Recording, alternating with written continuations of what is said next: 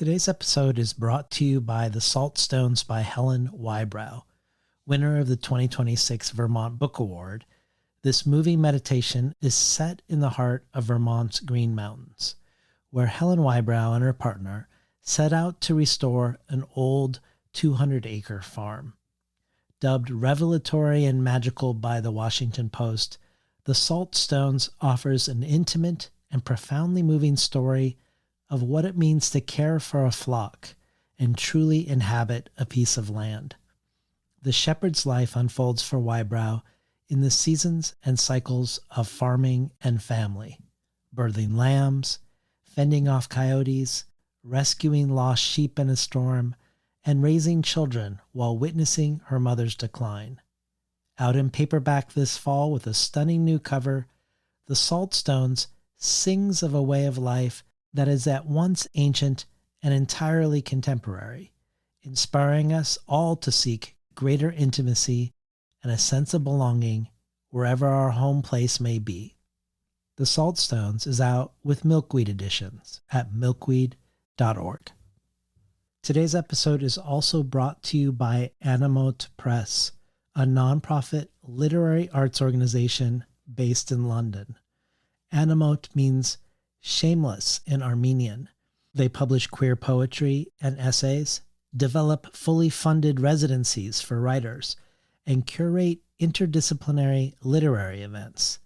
This year, they've launched the Animote Press Workshop Series, facilitated by writers and poets from queer and/or diaspora communities around the world, including Banu Kapil, Patricia Humanik, Jane Wong, Dawn Lundy Martin, and others.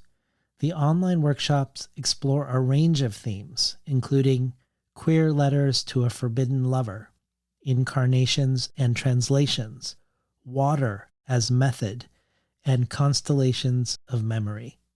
If you are a writer interested in being part of the workshops, find out more details and how to register at animotepress.com/workshops. ANAMOT press.com/workshops. One pleasure of preparing for the last conversation with Saul Williams and today's with Giada Scodellaro is that they are both conversations about film and filming as much as they are about words and writing. Because outside of the show, I confess I am a bit of a film nerd, and I do get to unfurl my film nerd flag a little with Giada today in a way that is super illuminating about her book and also super gratifying regarding these films themselves, films that I do hope you'll seek out after today's conversation. As you'll soon discover, 3-time Between the Covers guest Dionne Brand is also a presence in today's conversation, both outside of the book between Giada and I and within her book as well. And for the bonus audio archive, Giada contributes an extended reading from one of my favorite poetry collections of Dionne's, Ossuaries. And this joins an immense and ever-growing archive, which includes a reading by Dionne herself of Christina Sharp and Kinesia Lubrin, another by Teju Cole reading John Berger and his own writing to John Berger, Nikki Finney reading from Lorraine Hansberry's diaries, a close reading of Jamaica Kincaid with commentary by Miriam Chauncey, poetry and poetry prompts by Denez Smith, and a craft talk by Marlon James, just to name a few. To find out about how to subscribe to the bonus audio and all the other potential benefits and rewards of joining the Between the Covers community as a listener supporter, head over to the show's Patreon page at patreon.com/betweenthecovers. And now for today's episode with Giada Scodellaro.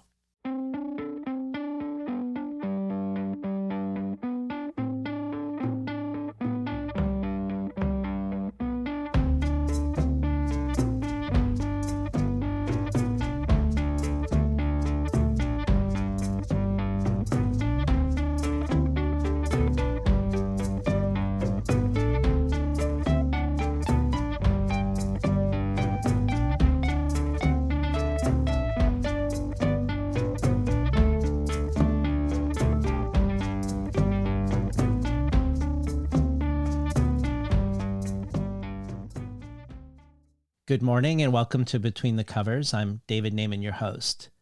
Today's guest, the writer and artist Giada Scodellaro, has an MFA in fiction from the New School and is an assistant professor of creative writing at Columbia University's School of the Arts.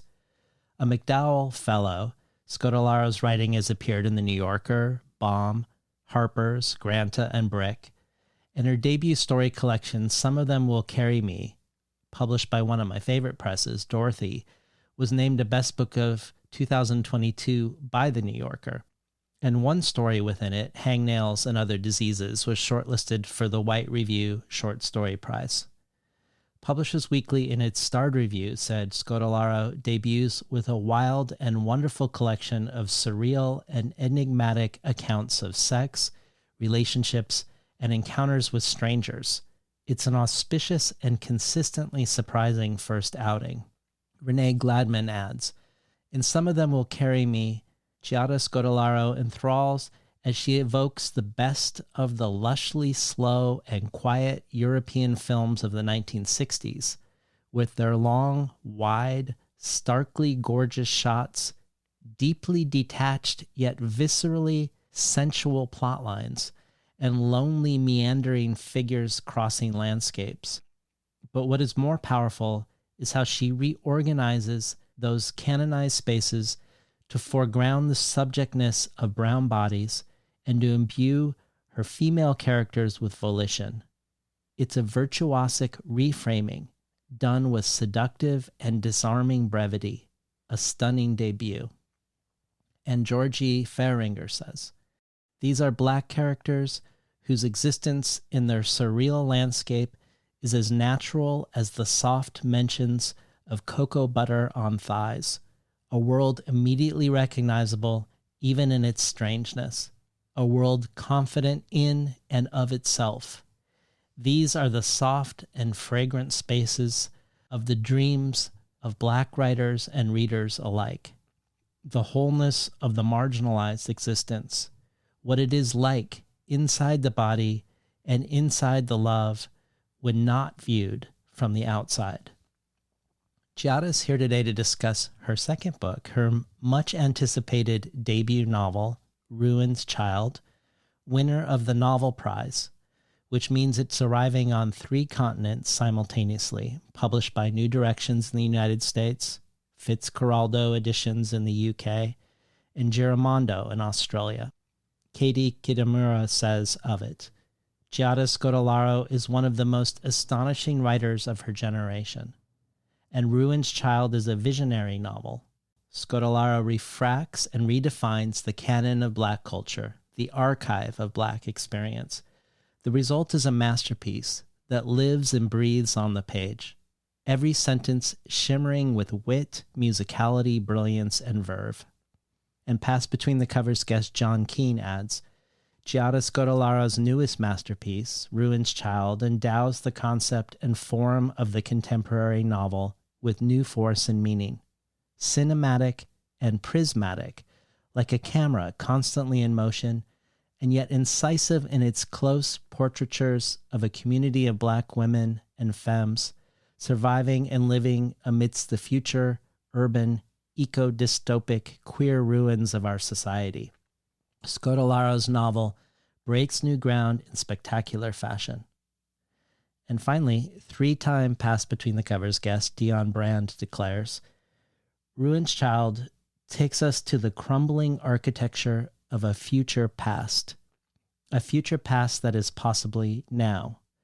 In this work of fractal seeing, we encounter women in lives that are simultaneously lived, reenacted, and observed. Ruin's Child is conceptually rich, prismatic, and choral, embodied and surreal, cinematic, and textual. Giada Scodellaro writes us Black life, watching Black life. Welcome to Between the Covers, Giada Scodellaro. Thank you so much for having me. The introduction is just it's something. With such iconic writers singing your praises, yes. Oh, incredible. You and I first met on the Lower East Side of Manhattan I'd flown out to moderate a conversation between Dionne Brand and Adania Shibli, both past guests on the show, as part of Jewish Currents magazine's annual conference. And as I was leaving the stage and resurfacing to the lobby of the auditorium, and you approached me and my wife, Lucy, and introduced yourself, I already knew you by name. I knew of your book with Dorothy Project, though I hadn't read you yet. And we ended up, the three of us, having lunch together, some delicious chicken at a place that you knew nearby. And long after that encounter, when Lucy and I were headed to Sicily for the Santa Lucia festivities in the winter, and we're going to spend some time in Naples first, which is your birthplace, we reached out to glean some recommendations from you and your family of where to eat, and had some unforgettable meals thanks to you. At the time, you probably told me why you were at the Jewish Currents event, though I was not really in my body when we shared that meal, partly because all the venues for that event that had been reserved and planned for by the magazine for a year mysteriously were canceled at the last minute, and they had to scramble. And the day before, Masha Gessen wrote an op-ed in the New York Times comparing these mysterious cancellations to what happened in the Soviet Union to silence speech. So I had a lot of anticipatory anxiety. Would this high-profile op-ed about a Jewish-led event in solidarity with Palestinians be met with protest or disruption? I also had never flown anywhere like this to be in front of so many people I admired, but had never met. People in the audience like George Abraham, Claire Schwartz, Christina Sharp, Dana El-Kurd, and most of all, being on stage with two writers who were meeting for the first time and bringing them into conversation. All that to say, it was all great in the end, but I only realized while preparing for today, years later, that, of course, you were there for Dionne Brand, something I probably was told by you, but didn't register really deeply until now. So now that I've set the table for our conversation, I want to start things differently than usual. It's hard to talk about what this book is about in any sort of straightforward way, since this book isn't really plot-driven.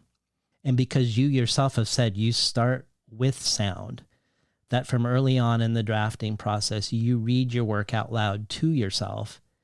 And I think because hearing you read really unlocked this book for me in a profound way, I think we should start with you reading the opening to Ruin's Child, and then we can talk about the book in the aura of the sound of the book.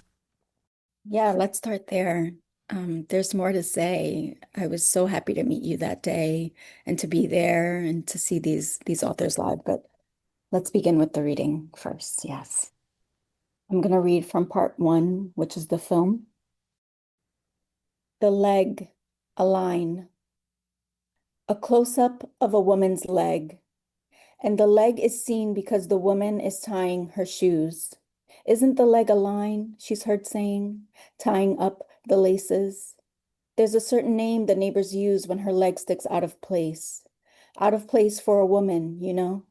Out of place for how the body should be presented, even while tying a shoe. She hears voices from the front room. A little skin of the upper leg being shown outside of its intended context. That's when the neighbors take it upon themselves to call her out of her name. She's fast, someone says in a low register, or it's just about the way her thighs push together when she bends, and her ass, her titties sitting. Are we wrong to lament the condition of those structures? And aren't they ours? In the footage, the woman bends, loops her fingers around the laces, once, twice, grass stains on her knees.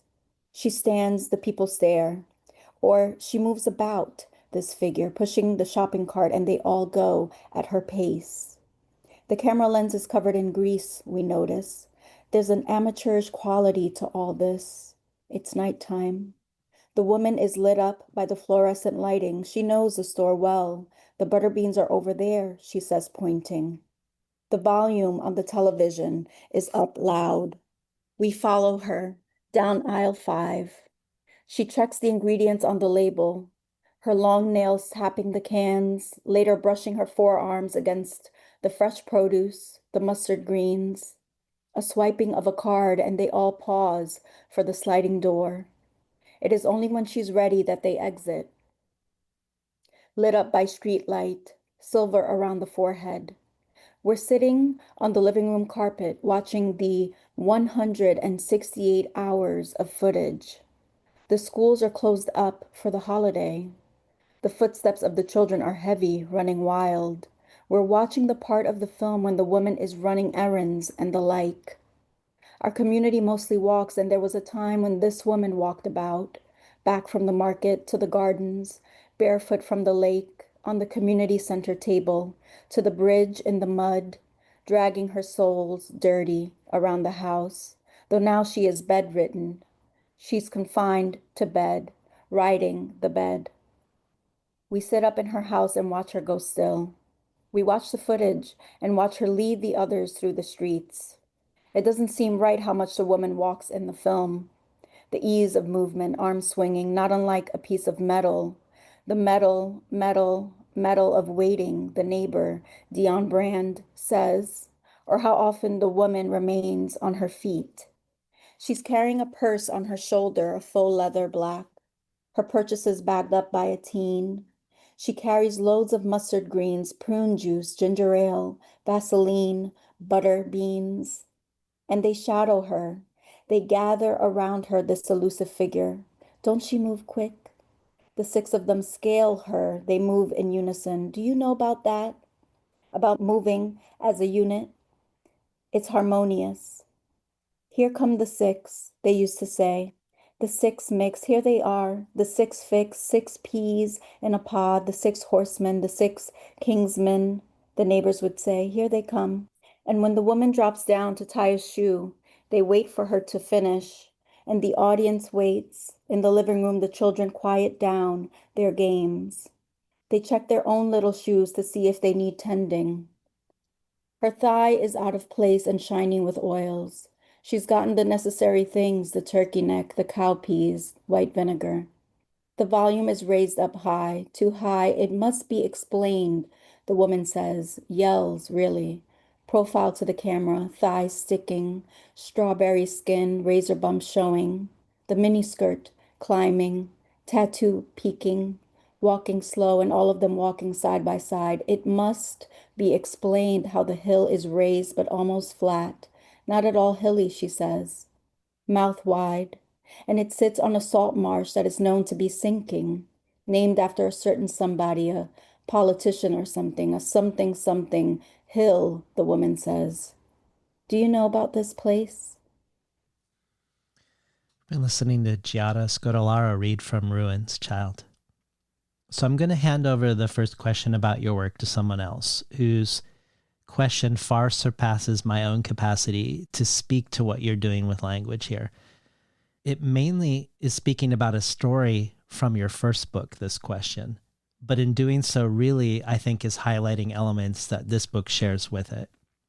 This is a question from the visual artist and writer Helen Martin. Helen works across sculpture, painting, drawing, video, and writing, questioning in various genres and mediums the stability of the material world and our place within it. She's the winner of Britain's prestigious Turner Prize. Her work can be found in the public collections everywhere from Tate London to MoMA in New York. And her debut novel, The Boiled In Between, was described by Brian Dillon in Freeze in a way that I think could describe yours too, when Dillon says, "The boiled in between proceeds by image and incantation rather than much in the way of explicit plot." Finally, this is what Helen says about Ruins Child. Ruins Child reads like wild and textured wind, like seeds dispersed, like focus pulled, then blossomed outwards, like bodies leaking, thumping, persisting, cleaving, together, then apart. This is a book of breath and people, of the precious metrics of language with all its lakes and tales that flows between and towards women. Giada Scodellaro has written fierce magic, wet earth, hot limbs. It is urgent and beautiful. Here's a question for you from Helen. Hello, Giada. Hello, David. Hi from London. This is Helen Martin. Giada, I'm an enormous admirer of your work, so thank you for continuing to write with such searing brilliance. In your story, A Triangle, the protagonist describes a burned chair broken at the hips that is seen whilst this character has activated charcoal in their teeth, and it's totally exquisite. This rapid transfer of material between mouth and chair, wood and its embers. The chair is broken at the hips, but it has gained a pulse and a surrogate body via the proxy mouth that sees it or tastes it from afar. So you manage to write this quality of anthropomorphizing that transplants a weird ontological power both to the object described and to the reader who is newly seeing all at once wooden chair, and via translation, burned wood on teeth, and teeth as structure. You then describe somebody subsequently coming along to pick up the chair with their knees bent and their back engaged. And in very few words, there is suddenly an algorithmic connection of parts, one thing swallowing another, the punning of chair parts with the body, a flexing of soft and hard, strong and ruin. And you create this magic suggestion of endless exponential growth. I'm often struck in your work how you write with such intensity about physical texture, about food, objects, dirt, color, light, and how that attention to the granular fingertip detail of the world affects your lyrical voices and gives speech, not explicit narrative per se, but speech in the most live, dynamic, and filmic sense where images flow like unstoppable currents. You capture something of the ancient sonic density or pleasure of words being spoken aloud. So I guess I'm asking about language as magnetism, language as flow, and language as a kind of inherent cinematic progression of parts. Maybe about what happens to words at the edge of what can be held when text begins to behave less like a tool for naming and more like a field of attention or even a kind of listening. And finally, I'm curious, and I'm sorry, these are not exactly questions, rather meanderings, but I'm curious in your work how you recognize the moment when a sentence is no longer carrying meaning in the usual sense, but is instead opening a space, almost like a threshold, where perception, memory, and imagination start to rearrange themselves. And when you arrive there with all the recognizable human baggage, with all the poetry, all the gritty flints of meaning and partial meaning, how do you decide whether to follow that opening further or to resist it and return language to something more stable or more sayable? Thank you and congratulations for your new book.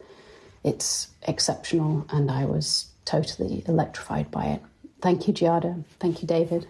Goodbye. Sort of speechless. I tried to come prepared, and I've heard other people say, like, this is moving. I'm like, I'm gonna have it together. I'm gonna, yeah. But Her question's really disarming. I mean, it's so disarming. It's so, I want to listen to it on a loop. I want to hear it again and again. It's just wonderful. Wonderful being seen in that way, being understood, and then also to discover things that I never intended in someone else's observations. But the first thing that's coming to mind is about the threshold and thinking about language when it moves outside of the frame or on the edge of things and that feeling. And Helen is right that when I am writing, my impulse is to follow that always. That's the first thing that I want to do is when I'm moving toward my preoccupations, always my obsessions, which is like the center of my life, my personal life and my creative life. And I'm speaking about, for example, my fixation with proximity, with the body, with the discomfort of this proximity, domestic and public spaces, how we share those spaces. Also, film, sound. I think a lot about sound, as you mentioned. That's oftentimes an entry point for me. It can also be image. Image and sound really are entry points for language for me. You know, it's funny because I haven't reread the first book in a really long time, or maybe ever fully. Have I reread it? I guess in editing, I did have to read it, but I haven't read it in a long time. And so this examination of the short story, returning to the short form, thinking about this object, the burnt chair. I mean, that's also something that I love thinking about objects. I love thinking about inheritance and objects and how things are passed down, what an object can hold. So returning to the restraint versus the following of an instinct, that's sort of the thing that I used to fret about in the beginning, especially when it felt like my writing wasn't really understood in sort of certain formats or institutions. I really wanted to keep things to myself. I wanted to withhold. I wanted to do really strange things. I wanted the bodies to do strange things in the work. And it wasn't making a lot of sense for the readers or for an audience. I'm less worried about that now. I want to always move within my own pleasure first. I'm not so concerned with, as I'm writing, how things will be received or what they will mean for others. I'm thinking purely about, okay, I want to think about film. I want to think about the camera. I want to think about this character, Vanetta, who is an old woman, an old Black woman. And one thing I will say first is that what came to me first with this book are two images. The first image was around landscape and environment, primarily the salt marshes of the Hutchinson River, thinking a lot about Co-op City, which is like the largest co-op development, I think, in America, in the country, one of the largest. It's in the Northeast Bronx where I grew up. Thinking always about the volcano and the Gulf where I was born, the landscape of sort of my childhood and this nostalgic landscape. So I was writing toward that topography, environment, researching local plants, and then sort of like the largeness of that, and then also thinking about the granular body of this old woman, Vanetta, her body, her thigh, tying a shoe.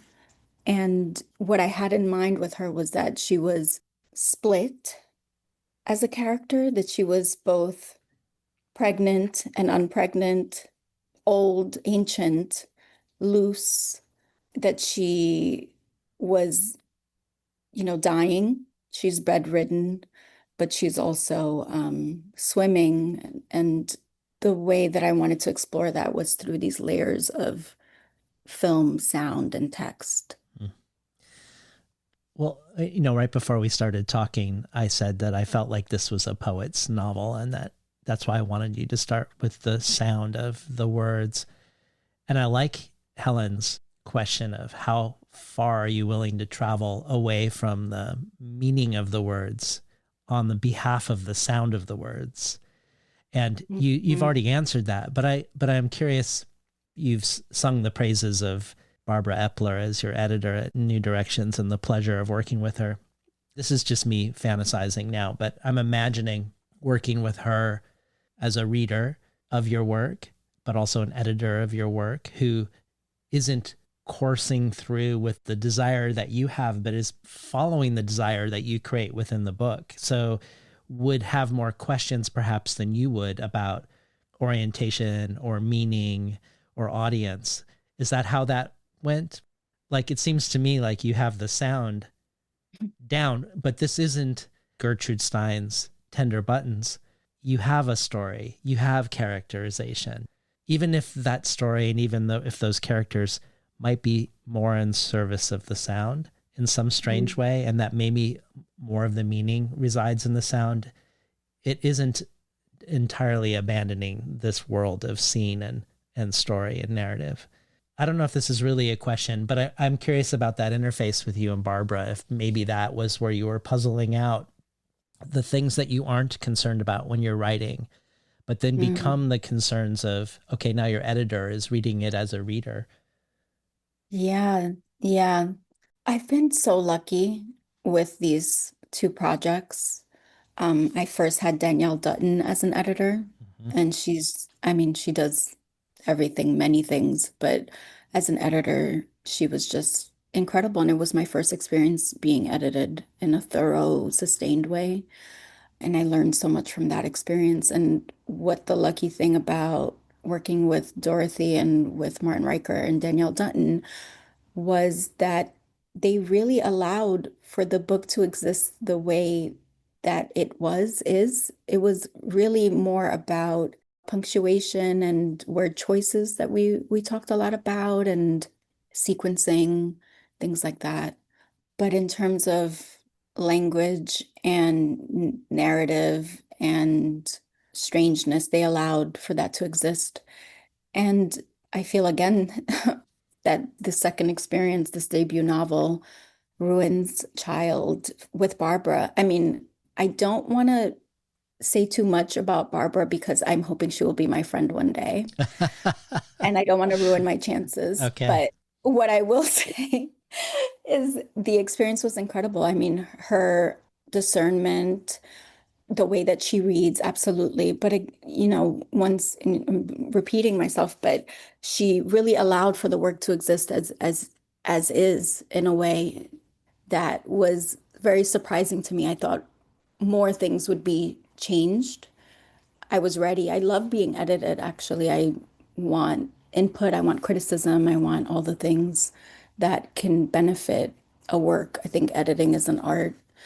The one big thing that we talked about was structure, and I have an affinity for triangles and thirds and triptychs. And so initially this book was a triptych with the film, sound, text, part one, part two, part three. And we broke the film up into two parts, and at Barbara's suggestion. My love of triangles, I'm like, no, the triangle.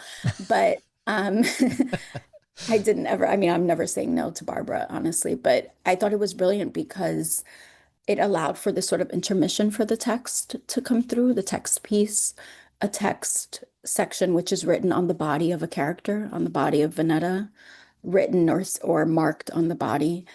And it allowed for breath in this sort of dense section of layering of film, these 168 hours of this film that this community is watching during their holiday. So to answer the question, I think it has been exhilarating not for the work not to be distorted in a way that would be unmooring or just like move away from myself. It would move too far away. And I think I've just been very lucky to have those experiences with editing. Well, staying with Brian Dillon's description of Helen's work as a possible frame for yours, of work that is proceeding by image and incantation, I wanted to explore both, to stay purely in language a little bit longer before we speak about the story or character or place more.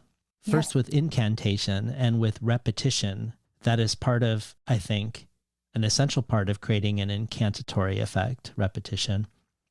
I think of something you said to Amina Kane when you were in conversation with her about the work of Marie and Di, where you say Marie and Di's step of a feral cat includes the line, and then you quote it, "She was tenacious, stoic, and the hours belonged to her. She was bare and impenetrable, strange and tranquil. We could not upset her so easily in her serene zealotry." Where you then say, quote, "In this same story, a woman, Marie, wears green, a dark, murky green. This line seems to render or set forth all the green figures that are held within Ndi's self-portrait in green. these feminine figures, and it seems also to confirm their very existence, or even their slow persistence, their flooding. What is all this green? Is it absolute? This way, a line activates all the green figures in the book in your formulation. Feels like something you seem to be aiming for, to me. But contrary to the repeated green in die, the word leg, which is repeated 6 times in the first 2 paragraphs of what you just read, the opening of the book. So we get the word leg 6 times, and then the word thigh, an additional 3. They aren't just images, but also they're images being seen. The first line is a close-up of a woman's leg, and the second line begins, and the leg is seen because the woman is tying her shoes. And then shortly after, quote, the woman is lit up by fluorescent lighting. This is not only image, but a gaze upon the body parts of a woman, and an incantatory language repeating those body parts over and over again. A quality that is shared with your story collection, I think. Both books have an interest in fingers and in fingernails, for instance. They are repeated in language, but also they're constantly scrutinized by the eye as well. And I want you to talk more about this. I'm especially intrigued by how you say within Die that the way all these feminine figures that she holds within her book are set forth by the line you read, and it seems to confirm their slow persistence, their flooding. You call those women of hers both bare and impenetrable, which reminds me of Renee Gladman calling your work both deeply detached and viscerally sensual at the same time. Somehow I connect this to the distancing of the gaze and the pulling close of the language.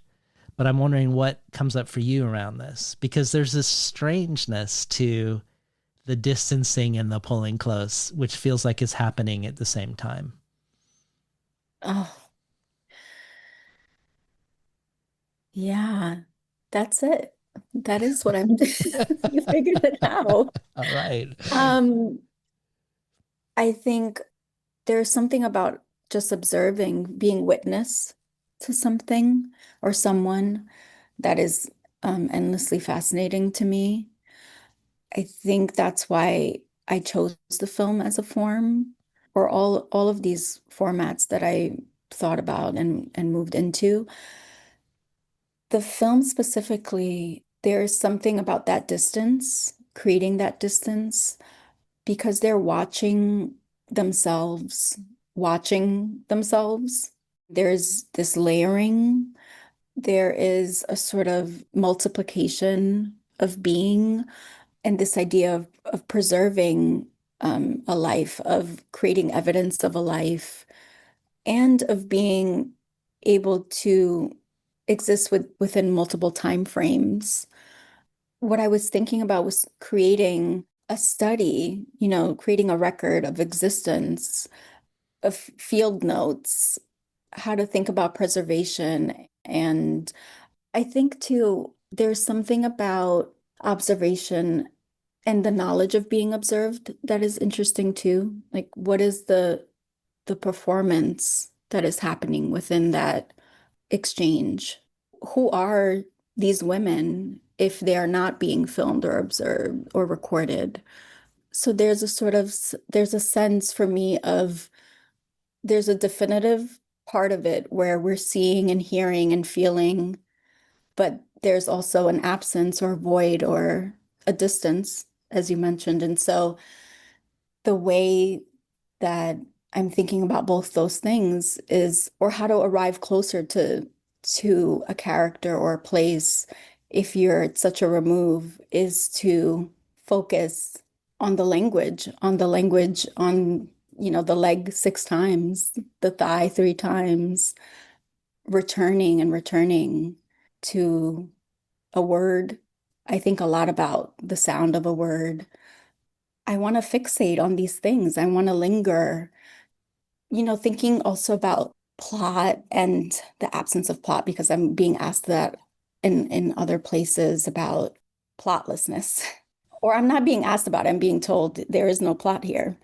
And I think plot can be many different things. For me, at least, it is many different things. And the plot can also be created through structure. The plot can be, for me, a moment that is a return, returning a return. There's something about that emphasis that is important in the work. But yes, tell me. Tell I you. think I lost. Well, I want to press into this notion of them watching themselves, and what that interest is for you. We know right away in the brief passage that you read, and then throughout the book, that we aren't, as readers, just watching the characters, but we're watching the characters alongside a film crew. We know Yeah. the camera lens is covered in grease from that first reading, for one. And lines like, "We follow her down aisle 5." With that we perhaps being us, the audience, or maybe just the film crew referring to themselves, or both. This enhanced version of voyeurism, in one way, I think simply foregrounds how reading is always voyeurism, but that we never really register it as such. And here we get it in such an exaggerated way that we see it. We see the voyeurism. But it also underscores the gaze in a way that makes me feel complicit in something with how the camera is framing the scene. And perhaps I feel particularly complicit at the beginning as a man, with these women's body parts repeatedly being lit up and viewed as objects. And I think of that iconic scene in Antonioni's La Ventura with Monica Vitti in Catania in Sicily, where she's walking in the plaza by the church and all the men leaning against the wall are staring at her. And then the camera moves and we see that all the men up the stairs are also staring at her. And then it moves again, and up on the balcony, all the men are looking down too. And they all move in with this menacing collective desire. And the camera feels part of this collective gaze, not her gaze, the gaze of the men. But I also want to pick up on something Dionne Brand said in her description of this book, that the gaze, in her words, is really a work of fractal seeing. Fractals where a pattern repeats at various scales, like the way the swirls and spirals of a galaxy also occur in the whirlpool of water, and the swirling of a seashell, and the cochlea in our inner ear. Contrary to the male gaze, we quickly see we are in a community of mostly women, mostly Black women, who actually have been filming themselves or having themselves filmed over time. So the gaze is different than, this male reader first thought it was when I start reading. They have 168 hours of footage that they then periodically watch together. So for instance, early on, there is this passage. The women, 6, are gathered around the television. We, 107, watch them watching something. They eat dates. We've seen this film so many times, they say. They watch a version of the same film we are watching, but a shorter cut, an older version. The 6 getting up on the bus. We've seen them see this part so many times. And it isn't entirely clear if we are part of the we that is watching the 6 women who are watching themselves watch themselves, or more likely that we, the reader, are actually another layer watching this other we of 107 people. But I wanted to hear you speak about this nested framing more as structure, this self-referentiality ad infinitum, this amassing footage of the very same life that is still being lived. That's so right about the gaze and this community having agency over their own depiction and record keeping. I do think too that, which I didn't realize as I was writing it, but after the fact, that the reader or the audience is maybe also witness, also participant, also complicit, as you mentioned. there's something that I like about that. I like forcing or inviting, I should say, the audience into this place, into this time, into this tradition of personhood and community. And I think that within all my writing, accumulation is really important. And so maybe that's the way that I'm creating momentum, is by layering and repeating and accumulating information. And there's a sort of sense that everything that's happened has already happened and will happen, despite the feeling of collapse, systemic collapse, and institutional collapse, that there is a way for things to exist, for things to be ongoing, and for things to be inevitable. And that moves back into time in the way that I love thinking about time. I don't often write in a linear way within time. So I think that's part of the appeal for me. But I also really, as I've mentioned before, but I really love the idea of these women as they're confronting environmental violence, all of these genocides and all this grief, death, that there's a way for them to outlive themselves through this film, through this text, through the sound, through this recording, and memorizing themselves and seeing themselves not as objects, but as a unit, a unified, um, a communal enmeshment, like they're as a whole, yeah, as the center. I mean, it feels like, my misreading at the beginning before I understand the scenario where, that the women's body parts are being objectified, when you discover that it's their own chosen family that are behind the camera, potentially, it changes the meaning of everything, I think. I hoped that it would. The mundanity of their existence, the everyday, the tiny details of moving through life in community with other people, that is the archive that they're creating. It's not a colossal thing. It is about their everyday. Well, I know you're a fan of the William Greaves 1968 film Symbiopsychotaxoplasm, and there are some clear formal resonances between your two projects. Most notably, the movie Symbiopsychotaxoplasm centers the shooting of a screen test in Central Park, where one camera crew is shooting the screen test. A second camera crew is documenting the shooting of the screen test in a larger sense, where the first camera crew is often within the frame of the second camera crew. And then a third camera crew is documenting the film being made about the screen test as well as the screen test. So it includes both of the other film crews as well as spectators and people walking by. Sometimes we see only one of these points of view, but we also get two or even all three points of view in split screen in really interesting and dynamic ways in the movie.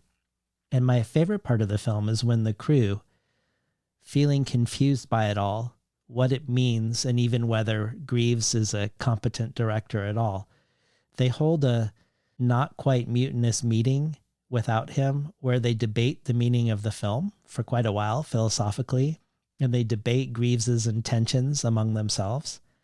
And this meeting is included in the film. And of course, we don't know if that was Greaves's plan all along, if he was even perhaps the one filming this meeting, or whether it's truly how it seemed that they secretly filmed this and then later he decides to include it. Similarly, he himself, quote unquote, played almost a parody of an auteur. We don't know how much of his sexism, his unfocused energy, is a critique of the auteur as such, how much of it is a character and how much of it is Greaves. The film really never tips its hand. But beyond the fractal seeing, I wondered what the film meant for you and if there are resonances with your book that might not be apparent to me. If there are things about it that particularly stay with you or find themselves either quietly or loudly in Ruin's Child? I do love this film, which I discovered after writing the book. Oh, But really? yes, That's amazing to me. but I do think they're very much in They conversation. are. I think it's so much of what you're saying that there's a playfulness to this film. There is chaos. There is performance. I mean, the choreography of filmic language, and I think that the parallel for me with film and writing is that I understand why genre exists and why we have the containers, but I don't really subscribe to them because I think nonfiction is something that you are shaping and forming just as fiction is shaped and formed, and the documentary form. This film is considered a documentary, but it is so molded. And as you mentioned, there's no understanding of where those boundaries begin or end. And there's something about that within the book as well, about what is real, what is unreal, what is the performance of things, where does the choreography begin within all this movement and stillness. So I think that is really the part that attracts me so much to this film. William Greaves as a character within this film, the idea that they're improvising along the way, that there are things that are being performed. There are actors that are reading lines over and over. There's a lot of repetition in the film, different actors reading the same lines and then throwing things at them, just strangeness all over, which I love. Me too. I mean, I think one of the big differences is that he's filming mostly white actors, and as a black director, the race question is an unspoken undercurrent of the film, maybe not as explicitly spoken to as your book is. Yeah, I think so. There's towards the end, a Black woman actress. And, this film is just take one. It's part one. And then I think 30, 40 years later is the second part of the film, which revisits that same actress and some of the crew and William Greaves as they return to Central Park to try to extend this story. And there's something about the desire to return to that time or to try to capture something of what has already been captured, and how time doesn't really allow for that, but there's something interesting about the attempt. So I think even these two films as part one, part two are really interesting to me as well. The ongoingness Yeah. of it. Well, looking into the name of the film, I learned that it came from a concept, symbiotaxoplasm, that comes from a social scientist, Arthur Bentley.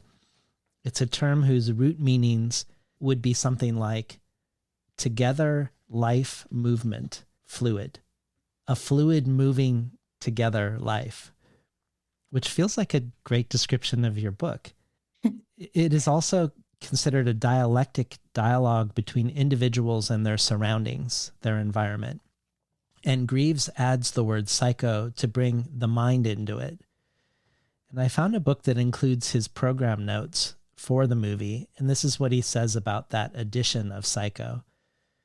It affirms more aggressively the role that human psychology and creativity play in shaping the total environment, while at the same time, these very environmental factors continually affect and determine human psychology and creativity. I wanted to use this interplay of mind and place to hear you talk more about place, not only to describe and orient us to it a little more, but also to explain why you made the choices you did and what effect you were looking for through these choices. Because in the broadest strokes, we know we are in a community that is either 93% or 97% Black and overwhelmingly women. We know we are in some sort of crumbling apartment tower that is part of a community of buildings they call the Hill. a complex that is sinking because it is built on salt marshes. The narrator in Ruins Child says, "It is important to note the makeup of this place. We have reached a point of no return. It's a place we've created for ourselves, okay? Or a place we were forced into and have reimagined." And that tension between what they've created and imagined into being and sort of what they've been shunted into seems important. We know, for instance, a highway was erected over the outskirts of the hill so that the sun shines on everything but the hill. And yet there's a different sort of sunshine that's also coming out of the hill too. So I was hoping maybe you could just talk more about the hill and also what you're exploring through landscape and a sense of place as it intersects with the community, because you've mentioned Co-op City in the Bronx. We get an aerial photo in the book of it. And to think of fractal seeing, Co-op City is sometimes referred to as a city within the city. And it has all sorts of histories of shoddy construction, collapsed garages, outbreak of Legionnaire's disease that went through the cooling system. And it's interesting also to think of that very material, real influence alongside how you've mentioned literary influences for the hill, also fictional hills from August Wilson or Toni Cade Bambara. So I would love to hear about this interplay of community and space and place specific to this specific place where the sunshine never lands. I love this question. I began with place. I began with in thinking about environment and landscape. I think the environment is directly related to what the characters are experiencing. So the collapse is also a bodily deterioration, and the shifts in temperature and the highways that are erected, the sinking, the cracking. These are all the things that are occurring to the characters, the community. There's a transference there and a direct relation. And I've had a lot of movement in my life and personally in terms of home, thinking about home, what home is or can be, what place is home, what geography can be home. And that's constantly changing for me and has since I was very little, very young. So I think that's why I'm drawn to thinking about communal spaces. And I read a lot about urban planning. I did a lot of research about Co-op City, as mentioned, the development of Co-op City. This city within the city, they have their own police department, newspaper. You know, my grandmother has lived there for 40 years. And so it's a very familiar place. And, you know, there are 55, I think right now, 55,000 residents. It's a lot of old people, a lot of Black people live there. And that's sort of the origin point. The way that I think about environment in my own writing, and really more than environment, but I think it begins with these tactile things, this research that I'm doing about how neighborhoods were torn down to build highways in the Bronx and through the South Bronx into the North Bronx. Everything that I'm writing, whether it is surreal, exaggerated, feels real to me, and it is real to me. And so the hill as a place, I think with the way that it's been described as people are reading the book is sort of grimy or like it's falling apart, and it has a certain connotation. And the way that I think about this place is not that. I think the way that I feel about the Bronx, for example, is not that at all.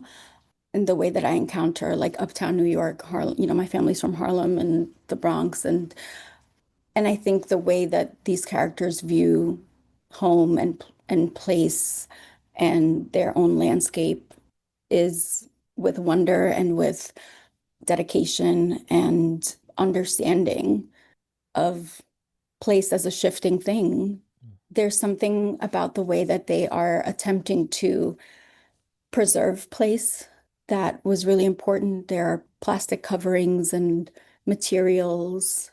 It feels like there's a lot of reverence toward place with whatever is happening in the hill.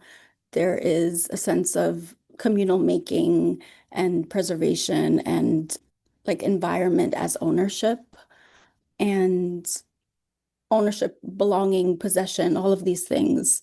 So I think that's what I was thinking about.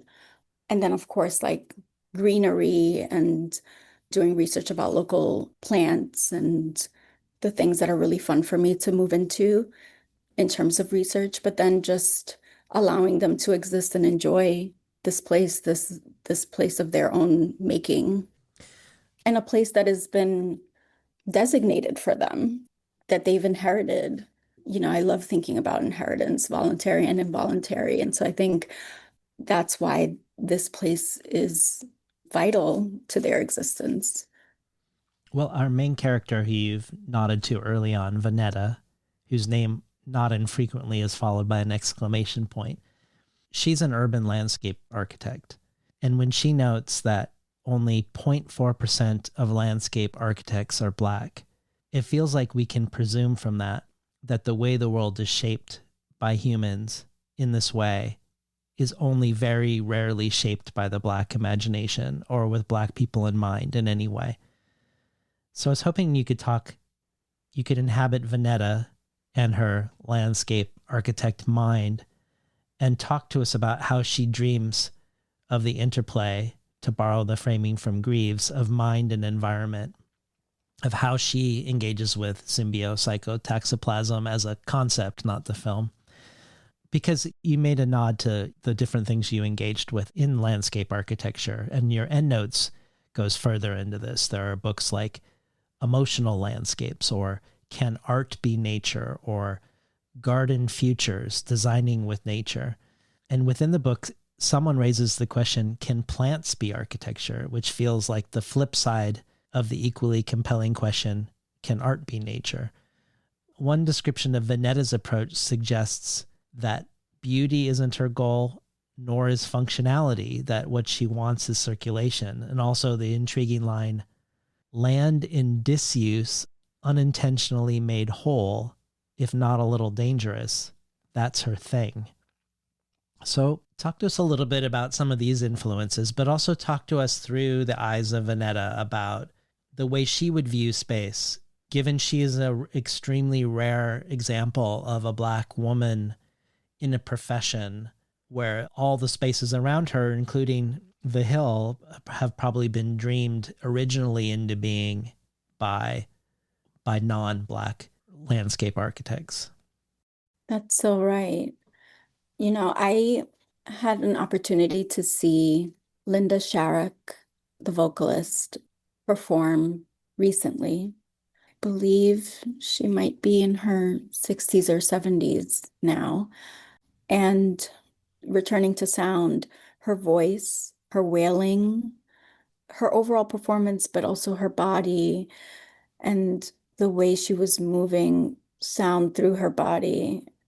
I had already had Vanetta in mind, but then seeing Linda perform sort of opened it even wider. Vanetta, with an exclamation point, the exclamation point is on her birth certificate. She will show it to you if you ask. I really loved writing her and thinking about her. As I mentioned, a really, really ancient woman who is a landscape architect and is traversing or navigating a pregnancy, an ongoing pregnancy, a long, long pregnancy. There's something about her as matriarch, her as a curator of this place, as memory keeper. You know, she holds everything of the community and of place. She takes care of the design, the landscape design in the public areas, the gardens. She gives advice. She teaches them how to curse. she is everything, and she is also finally reaching a point of transition. So there's something about the idea of motherhood with her, mothering, mothering the community and the place. I wanted her to be a caretaker, and then for that, those roles to have to be reversed. And part two of the book is where she is bedridden. I mean, she's bedridden all over, but in part two specifically, where we acknowledge that she's physically bedridden, and the whole of that section is the reading of this, of her own words or ideas. And I thought it was fascinating to think about, like, what are the things that she would remember or that she would feel the urgency to record. And some of that is about the landscape and the temperature, and some of it is about Love Jones, Mm-hmm. or Mahogany, or Diana Ross as canon. And as Can I connect Diana Ross to architecture? yes, please. Oh, yeah. Because one of the things that comes up in the book is the notion of lateness in architecture, as developed as a concept by Peter Eisenman and Elisa Iturbe. Lateness pushes back against a predominant notion of architecture as being expressed through the zeitgeist or the spirit of the age, a notion that is enmeshed with beliefs in progress and in progressive time. That in contrast, lateness works against this constraint of being of the times and instead highlights architecture that is out of sync with conventions. At least that was my naive. You can tell me if I'm wrong. But I'm with you. but the hill feels outside of time in this way, and not just architecturally. There's a sense of it being like a maroon community creating its own time. And also the way I think that they're filming of themselves is creating a form and a shape and an architecture within an architecture that they didn't choose. So they're inhabiting the film of themselves as they live their lives. In a way, it's almost like an autonomy over their space. But I also wonder if you're engaging with lateness or if I'm misapplying it when I think about how many of your references within this book come from another time. The references are out of sync with the moment. They're mainly from a generation before, whether Alice Coltrane, Stevie Wonder, Richard Pryor, or most notably in the book, Diana Ross. I wonder if this is related to lateness. Either way, if you have any thoughts about lateness, but also talking to us a little bit about your engagement with these real public figures in your quasi-fantastical space. I returning to my own pleasure and my own obsessions. This is the time frame that I'm attracted to. Mm-hmm. I think it has something to do with my mother and my grandmother, but I heard Tayari Jones recently talk about naming in books and how we don't realize that the naming of a character has more to do with the parents than with the characters themselves. I really like that idea. I'd never thought about it before. It was a way, I mean, Vanetta McGee, Sorette Scott, these are actresses that I love. Sorette Scott, I just went to see at the Schomburg, Losing Ground, Kathleen Collins film, 1982, I think, film. And Sorette Scott was there, and they announced Wow. it later, but she had run away, and I think I spotted her. Anyway, I'm obsessed with her and She's with these. amazing. She's She's amazing. such an amazing actor. And apparently she hasn't ever watched the film or her own anything that she's in. So before the film started, she went back home. But there's something about the contemporary that I'm not ready to encounter Hmm. in my work, in the sense that I do want to confront it in terms of politics and morals, and to reflect the urgency of things that have happened and continue to happen. And but in terms of technology and art and references, not so much. I think I have a fear of it, but it's also, again, purely my interest in Diana Ross. There are moments where I just focus on certain films and people. And while I was writing this book, I was watching hours of Diana Ross footage and interviews. I really love the idea within fiction of meeting or bringing up recognizable people, Sanaa Lathan as a character, Dionne Brand as a neighbor, this uncanny duality, like these two states of dream and reality, and a retelling or reframing of culture, because I think it allows for a tethering for the reader in a way of saying, maybe this is something recognizable and therefore I can stay here within this world that is floating and moving and returning.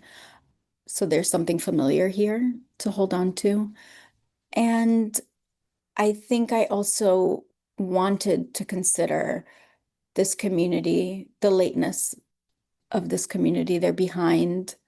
Vanetta is behind, literally behind on things within time, but also behind with her pregnancy, behind with their idea of, I think they allow for things to exist as they are. I think the most important thing in this community is to exist within each other and not really think about the outside, the outsider. It's more about allowing things to be. So there's something about that as well. But again, going back to what I think they would listen to, and the sound of this place is Stevie Wonder's The Secret Life of Plants and Alice Coltrane. And there's an amalgamation of, I feel like it's moving between the 60s, 70s, and then 80s, 90s, and this sort of intergenerational confluence of art and culture and film with, the teenager, for example, Surrette, the character Surrette, who is a teenager decided to remain a teenager. And so there's something about, I love thinking about intergenerational relationship and influence as well. Well, I think it's kind of crazily uncanny that you brought up Surrette Scott and Kathleen Collins's film, because our next question feels like it's so strange that it's the next question. So anyways, here we go with another question from another person. When I think of the Lucille Clifton epigraph of this book that goes, "The woman who's over 90 cries for her mother. If our dead were here, they would save us." That feels related to what you're doing, in my opinion, to lateness and Black culture. And in that light, we have a question for you from two-time Between the Covers guest, Karen Balin. Karen was on the show for Revenge of the Scapegoat, and then she came to town for her book, Sea Poison, and we recorded a live conversation at Powell's about it, which we aired as an episode. And Amina Kane said of that book, "An absurdist masterpiece. Nothing, just nothing, is as wild, outrageous, and free as Sea Poison." While Karen was here, she stayed with me, and she found the advanced galley of your book, which I hadn't read yet, and which you've edited since, I believe. And she read it while she was here in Portland in my house. And here's a question for you from Karen. Hi, Giada. This is Karen, your Dorothy and now New Directions pressmate. I'm so glad you found yourself in conversation with David, and I hope it's going really well. Question for you.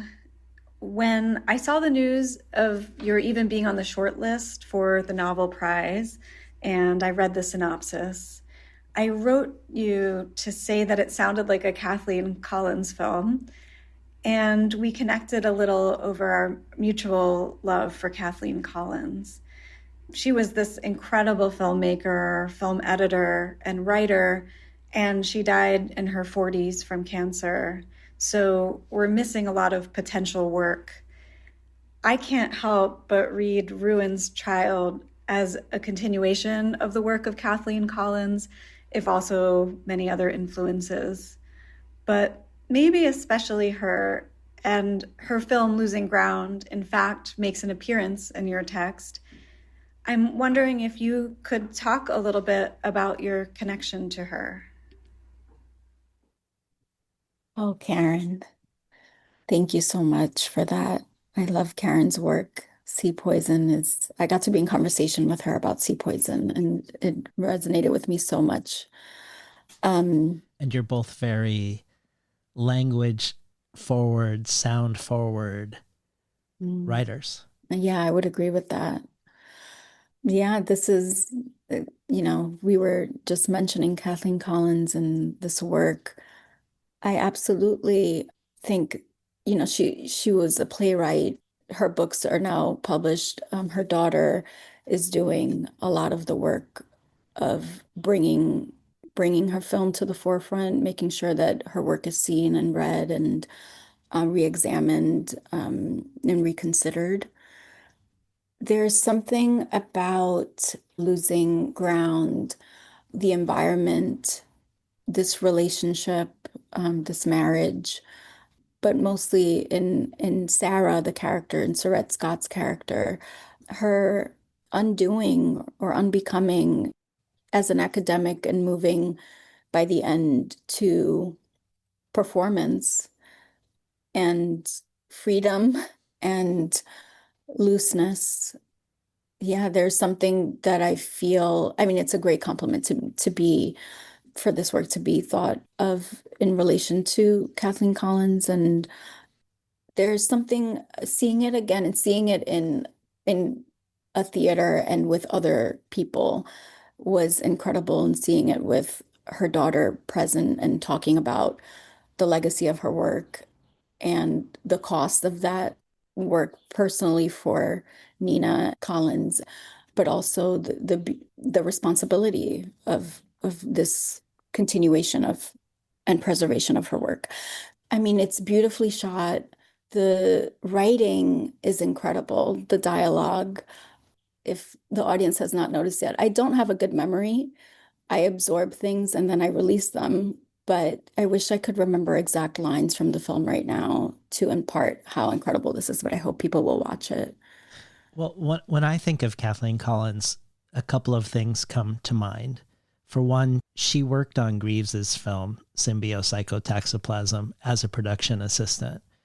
Right. Also, that both Collins's film and Greaves's film, two films that are now considered touchstone films in film history, neither one receive a theatrical release, which begs the question about how many Black films suffered something similar but weren't quote unquote rediscovered and then represented. Greaves's film resurfacing 23 years later and Collins's film resurfacing 33 years later. Mm-hmm. One metric that might show just how bad things were in this regard is that Collins's Losing Ground was the first feature-length drama directed by an African-American woman since the 1920s. Yes. So there were 60 years with none. And finally, at the end of that 60 years, there's one, but it's not released. None of this is in your book explicitly, but it does echo against the 0.4% of urban landscape architects being Black. Mm-hmm. Or when I talked with Morgan Parker, how only 4% of therapists in the US are Black, and so on. Losing Ground also has, I think, some resonances, like your book does with Greaves's film, namely that there is a film within the film, and even a point where the actors within the nested film, who are also the actors outside of the film in the primary film, where they're wondering what the director wants them to do. And both films feel like examples of lateness, as we are encountering time capsules that never had the opportunity to intersect with contemporary audiences. Mm. But largely Losing Ground is very different. And one way it is in how it makes Black artists and intellectuals central to the narrative. Very different from the Greaves film, not very different from your book. Not only that it centers a Black philosophy professor and her husband, who's an abstract painter, and their tensions around feeling and being in the world versus encountering it through words and through representation, but it also explicitly engages with the erasure and suppression of Black life in the arts. In one scene, the mother-in-law of the painter, after he has finally received the news that some of his paintings would end up in the permanent collection of a museum, he asks her, "You really worried I would be a failure?" And she says something like, "No, I wouldn't judge you for being a failure. I'm not white. I would have said you were talented and unseen." And another scene where the philosopher wife, when she contemplates acting, she says, "I could be another Dorothy Dandridge." And she's referring to the first Black woman nominated for an Oscar for Best Actress. It feels like that movie, Losing Ground, is aware of the odds against it existing in the world. And it was moving for me. I'm sure it was way more moving for you to see Sarah Scott in person, but it was moving to see Sarah Scott, the female lead, get honored in 2015 at the first theatrical screening of the movie at the Lincoln Center, which was thanks to the efforts of the director's daughter. But it was also heartbreaking that her co-stars and the director weren't alive for any of it at the same time. Your work in both books, I feel like, is incredibly citational and is also engaging with many other artists, not exclusively Black artists, but largely Black artists. And I wondered if you saw this as care and or repair, or if it's simply showing what you love. I think of this also because I know your mother was one of the principal dancers in the movie Fame, and then went on to join the choreographer's dance company. And I'm not suggesting she did or didn't experience barriers that were racial in nature, but at a minimum, I'm imagining you saw a close relative navigating the world of performing arts and film as a Black woman around the same time as the movie Losing Ground didn't come out in the world. Oh, wow. I think first what I will say is that the Black archive or record has been sustained and will continue to be sustained by Black people, and that whiteness or the white gaze is not related to how these films are seen or celebrated or preserved. So I think in thinking about the archive as a form and creating in the book this citation, this study of or excavation of what can inform a life, this information, this collection, it moves against the omission for me. Like I hoped to create, of course, a record of my own interests and what I love, but more so what I think is important to reiterate in the world, especially the things that are omitted and altered constantly. And so I think as long as, we continue to talk toward these works and, there are so many people doing the amazing work of restoration and finding distributors. And I think in the meantime, I will continue to speak to these works, these ideas. I think everything is and must be recoverable. I don't think things end just because they're no longer seen. I was thinking so much about oral tradition in this book and how and when things are passed down or remembered or disremembered. And I think this is my way of highlighting things that have sometimes been bent or turned or diminished. Maybe one person will look at the notes section of the book and discover something that they have not thought about before or seen before. And that is a success to me. I feel so porous all the time. Anything that I watch or see or absorb and then love is a part of me and therefore a part of my work. And I feel this responsibility of lineage, of historical and cultural, like knowing and understanding and sharing. So I think that's like the thing that motivates the citation. and the record keeping. And I think all of my work will always have citation. The first book did as well, where I talked about Ganja and Hess, the film, and I talked about D'Angelo and Muhammad Ali riding through Harlem on a horse and all of these things. I'm always hoping that someone will go watch a short film or understand something new. So I think that's the first part. And it's wonderful that to think about my mother in this moment and her work. Certainly, I wasn't yet a person when she was experiencing some of these performances and like the height of her career as a performer and as a dancer. But I am constantly recovering her. Like I'll go to the Performing Arts Library at Lincoln Center, and there are images of her very, very little at the School of American Ballet, pictures of her with George Balanchine and Jerome Robbins and Arthur Mitchell. And she's, in A Midsummer Night's Dream in the 60s and The Nutcracker. And you can spot her. There are not very many little Black children that were part of the school at that time.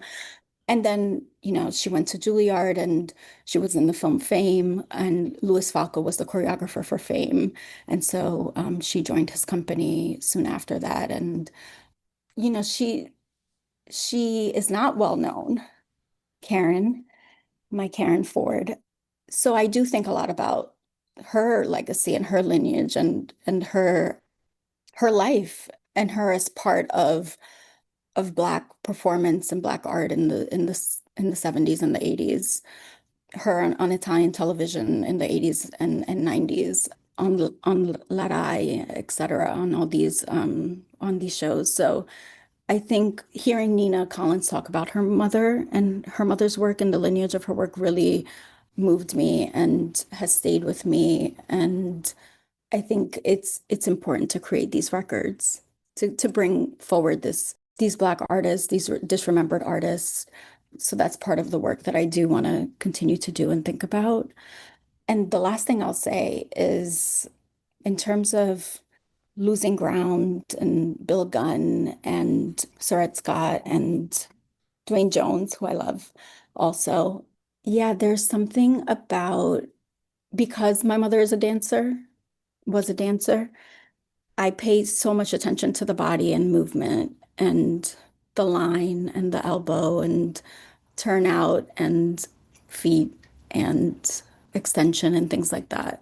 And so it was also really fascinating in Losing Ground to think about Sarah as a character and her rigidity, her physical movement in the film, and how the choreography, the literal choreography of the end with Dwayne Jones and the gun. It's a mind-blowing ending. Yeah, it's incredible. And her husband witnessing this transition and shift, the physical, all of the physical, him running toward her, oh my God, the death, the performance of this death and dying. And yeah.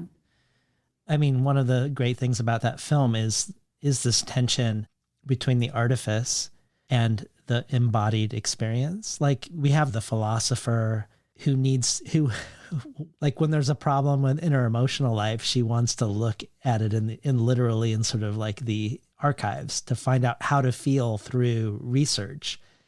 Yes. And that she finds her real self through acting is also really interesting. But I guess I wanted to stay a little bit. You're mentioning the dancing in the film, the dancing, which at first is the dancing of the husband, who is much more embodying this sense of, let's say, what your sound embodies, the forward movement of your sound, the river of the language. Like, he's in the river of life in a way that she isn't, at least at the beginning of the film. But then the dancing and the center of gravity of that dancing shifts in the movie. But what I wanted to ask you about is more Ruin's Child specific around dancing. Because for your UK publisher, Fitzcarraldo Editions, you gave a primer of influences for this book. And one of them is my favorite dance piece ever. It's Pina Bausch's Rites of Spring. And the book doesn't seem overtly engaged with dance, though I think many people comment on the movement of the book itself, like when Helen describes its unstoppable currents, for instance, or the name Veneta, which feels like the name of forward velocity somehow. There certainly is a sense of posing the body within the book also, but how would you put words to why or how Rites of Spring specifically, and maybe dance more generally, is one resonance or doorway into Ruin's Child? How does dance relate for you? Why would you put that in a primer for this book? I love this piece also. It's so important to me. Pina Bausch's The Rite of Spring. Of course, the original 1975, but it was recently, what is the word? I saw her troupe do it in Paris. Oh, Maybe, I don't know.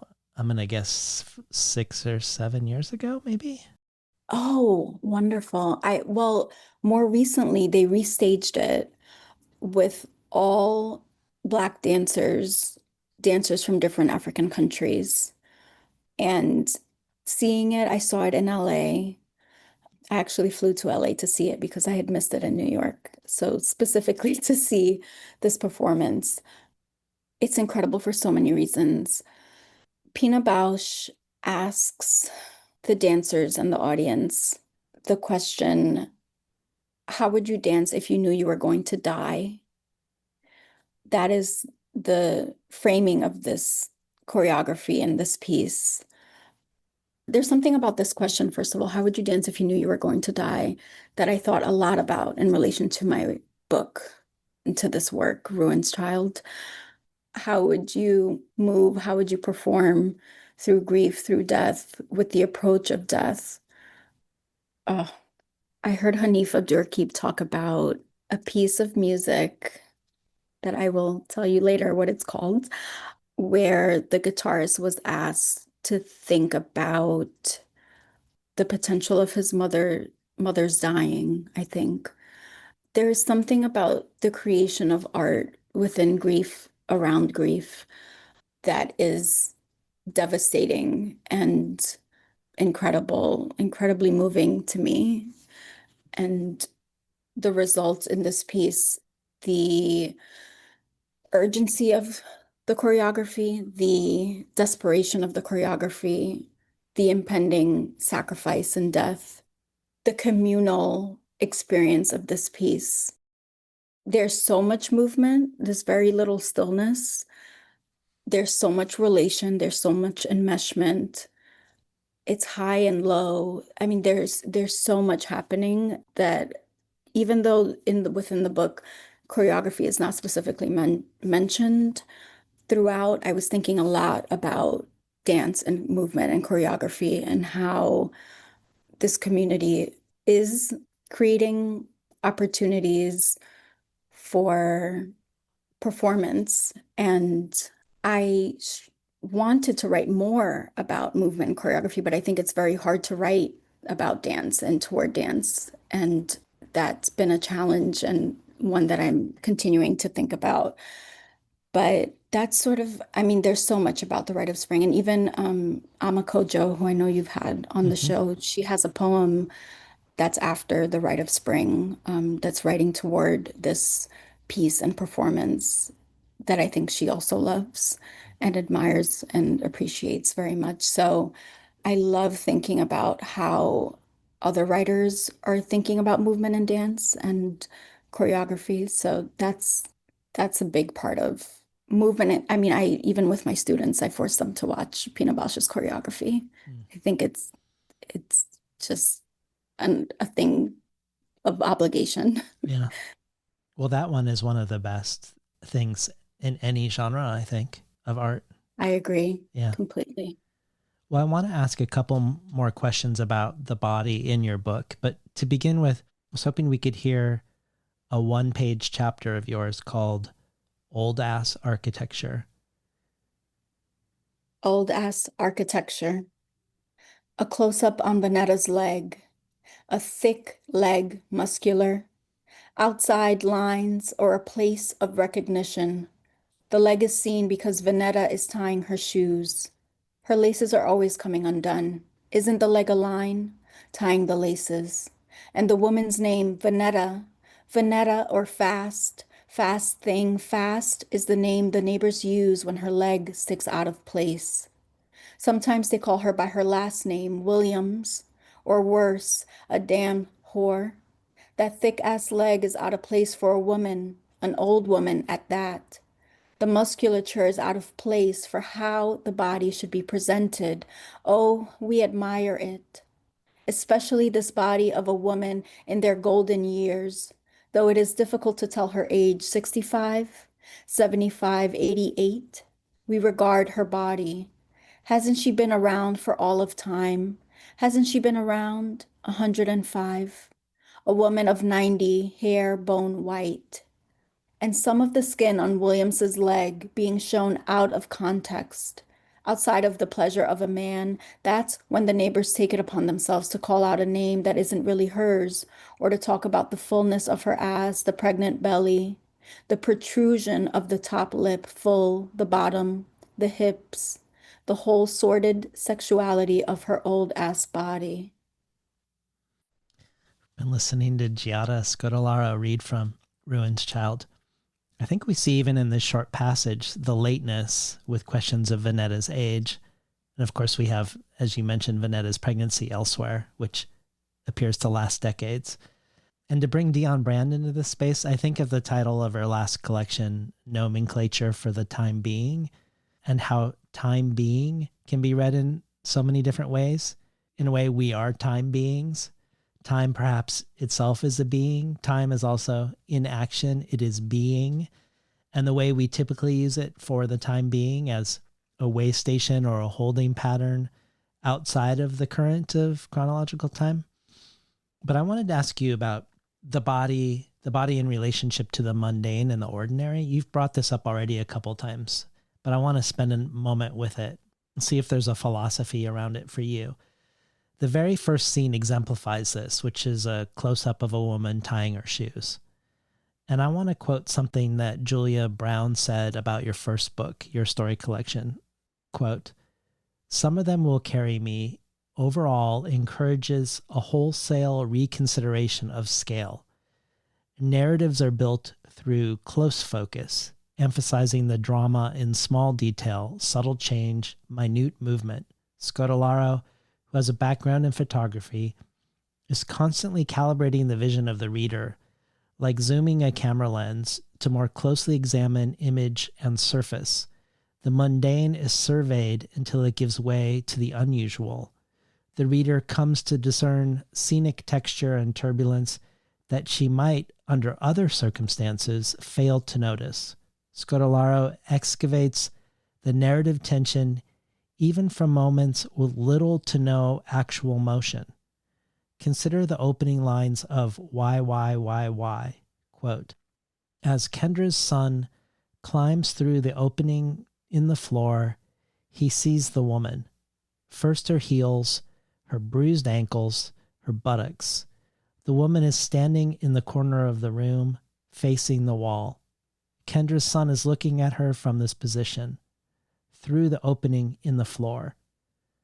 When Julia says the mundane is surveyed until it gives way to the unusual, I think of the idea in Jewish mysticism that the repair of the world is finding and liberating the holy sparks in every seemingly inert, unholy, inanimate thing. But talk to us in your language about this close-in attention to the mundane. Something like lacing one's shoelaces, which you return to, that really in most stories, not only would that not be zoomed in on, it might not be given language at all. I mean, there's no narrative reason we need to know that this person is lacing their shoes. I think we do need to know. I want to hear why. Because this is what's so wonderful about thinking about the novel as a form, what the novel can be, the constraints and the expansion of it. Stillness, that I mentioned, the lingering, the quiet, the remaining, the focus. Why do we have to move so quickly through everything. I mean, what's so amazing about what that quote that I read of Julia's about Kendra's son climbing through the opening in the floor, she's right. There's nothing happening other than looking. So Yeah. he climbs through the floor, he looks. The looking becomes the action.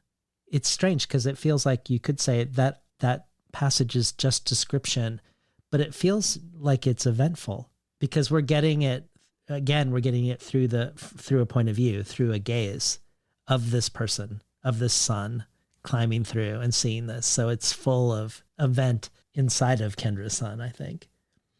Yes. And for that story, Kendra's son, he's looking and yet he's missing entirely what's happened to the other character. So there's also something interesting to me about allowing a character to gaze and to look and then missing the thing, the person, the occurrence that as an audience we're seeing. The power of that gaze, of looking, of framing a scene. I do also think about what is outside of the frame a lot. I think there are things that are occurring in this place that I don't want you to see, or I want you to refocus not on the action, but on I don't want the distraction of things. I want it to be slow and precise. And I guess there's a sense of control in that too. The action, it is action. You're right, it is action. I think action in the traditional sense. In this book, for example, writing toward Obit, who is Vanetta's father, and the action of him dying repeatedly, that is the most action that I think is in the book. And it was also wonderful to write about this potential death, this dying, this everyday death. But it's really a retelling of this dying. We're not actually there. It's also an observation. So I want to keep things at a distance. And the gaze and the observation allows for that. The ongoing tying of the shoelace. I think the tying of the shoelace, I think about that a lot because I'm afraid to admit to everyone right now, but didn't learn the tying so well Me in my neither. young age. Mine would always Really? come undone. There's a lot of shame around this for me. I'm so happy that we're talking about this and that I I never really found. learned to do it. Someone needs to teach No, me, but I don't know that I'm ready to do it. I know. And I find it really interesting to think about an action, an act that most people have done all of their lives in the same way. You know, the innateness of it, also the inheritance of it. The knowledge that someone has taught you that thing, whether you know how to do it well or not. And I am jealous of the people whose shoelaces remain tied for days on end. So I think that action, the idea of parentage or inheritance within that action, and a thing that was learned from very little that then continues on and on through time, and that is maybe passed down. I don't think that I will have children, but I have a lot of children in my life, and I'm going to teach them how to do it the wrong way. And that might be an ongoing thing. And there's something really beautiful to me about that ongoingness and that exchange and that teaching. Well, I want to stay a moment with this, both small details and doing things the wrong way, because when I was looking at your Fitzcarraldo editions primer for the book, all the things that you foreground by others, there were certain works I had to think hard about to come up with a connection for Ruin's Child. One was the short film, 10 minutes long, by Franza Woods called Killing Time, which is about a woman preparing to kill herself, which is somehow also a funny film. Yes. It was the attention to small details of life that I found as the connection to you. And I don't know if that's true for you, but that her plans to kill herself keep getting derailed because she keeps evaluating how she would look after she was dead. So she has to adjust what she's wearing or some other small thing that needs to be tweaked before she could do the big thing. And so it becomes a comedy of errors. She's doing it wrong. She's not lacing her shoes wrong. She's killing herself wrong, essentially, because she can't get it right what the gaze upon her will be when she's no longer here, I guess. But is there anything you'd like to say about Killing Time?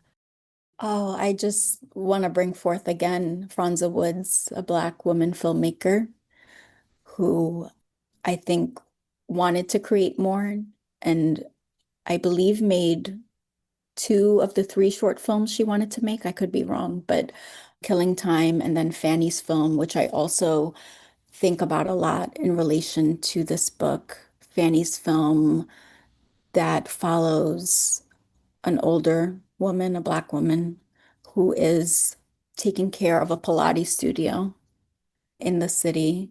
And there is something about the way that she talks about her work, her life, the care with which she handles the space herself, the joy and grief of her life. I think she just lost her husband. This is a documentary, Fanny's film. And she talks about her linen closet and the order of the linen closet. I mean, small joys of this life, the mundanity and the revelation of this life, which is a big and valuable life and experience. And I love Fanny's film. I love Franza Wood's work. And so same with Killing Time, even though it is a short narrative film, and she is in the film, Franza Woods, that's Franza Woods as the main character in the film. There's something, yeah, exactly about this endeavor that she's undertaking. It makes me think about all the things before the film and after the film, things outside of these 10 minutes. How have we arrived here?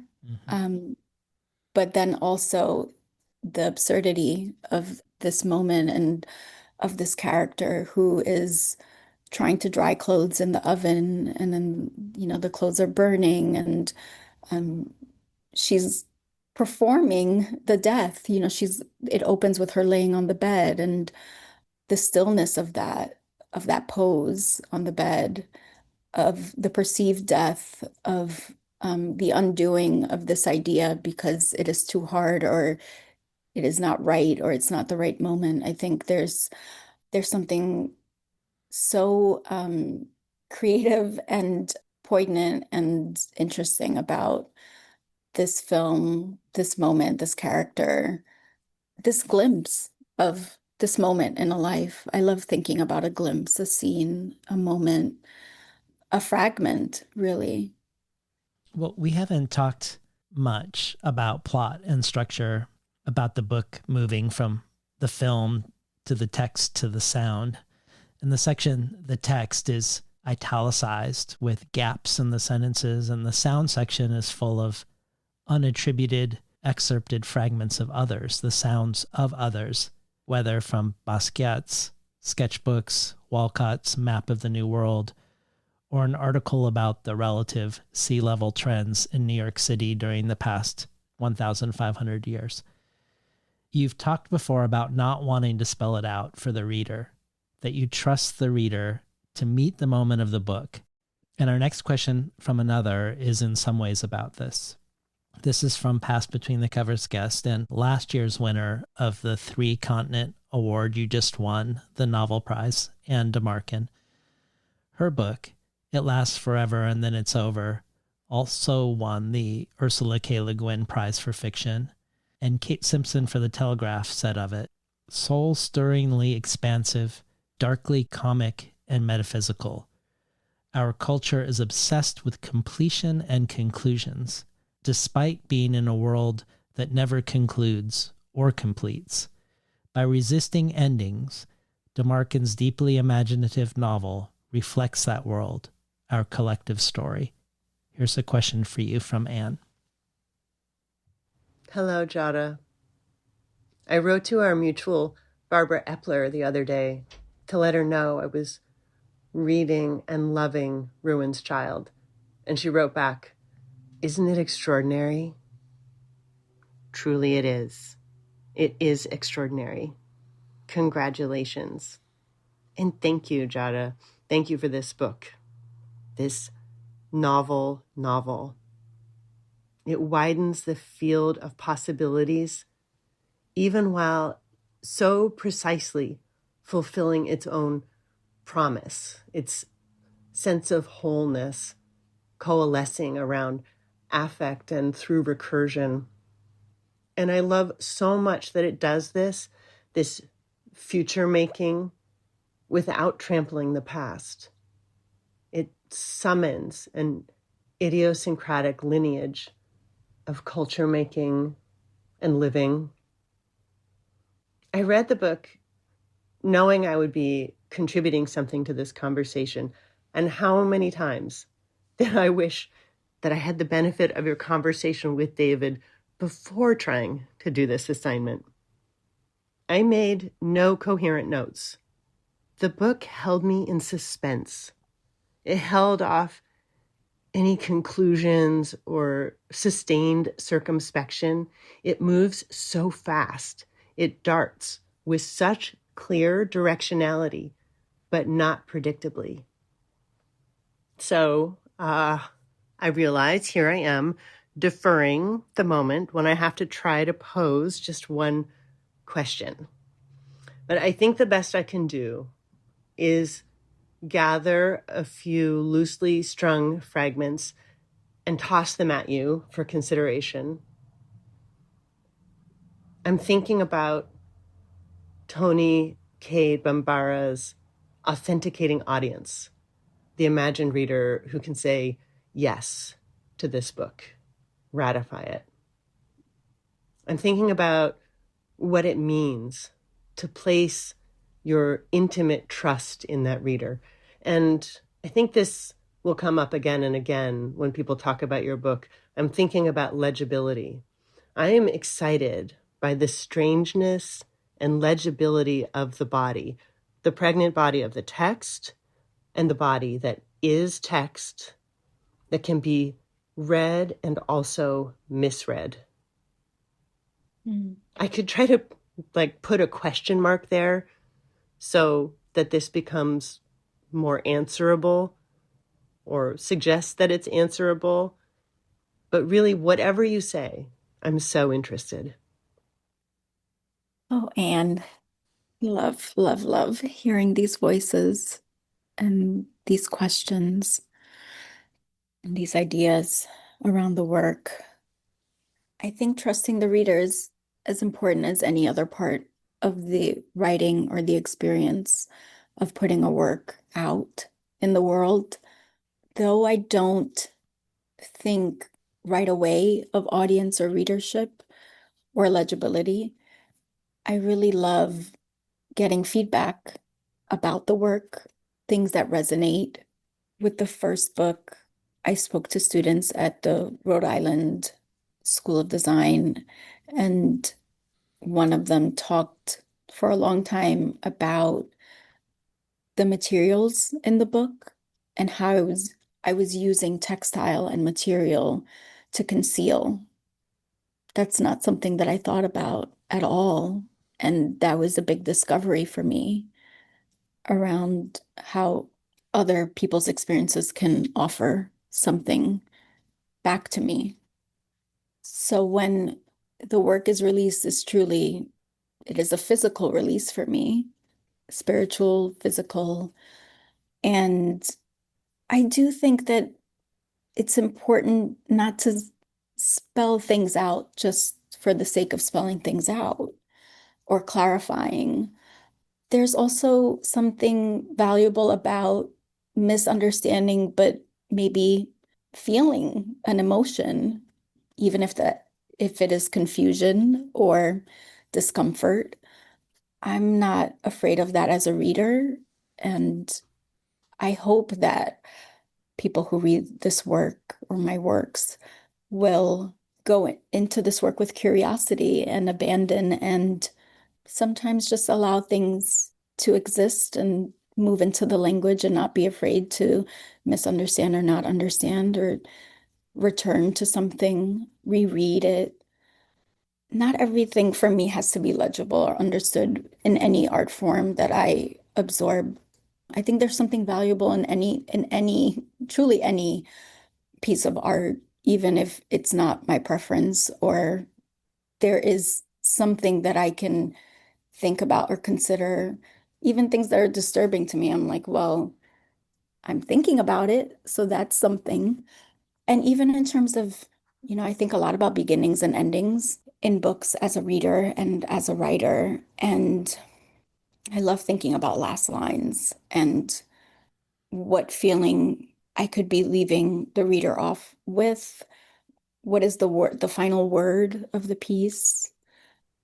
And for things not to be buttoned up or tied up or good, for things just to be as they are. Well, I wanted to end with a question about your birthplace, Italy.